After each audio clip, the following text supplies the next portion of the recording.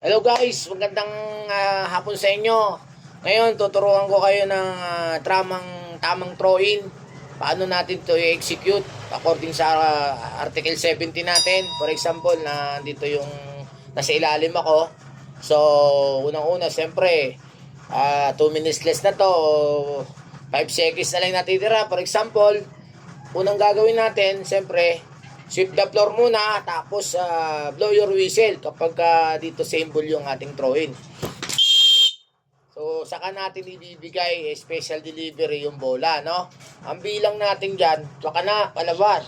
1, 2, 3, 4, 5. Pagka 5 at nahawak niya pa yung bola, then blow your whistle.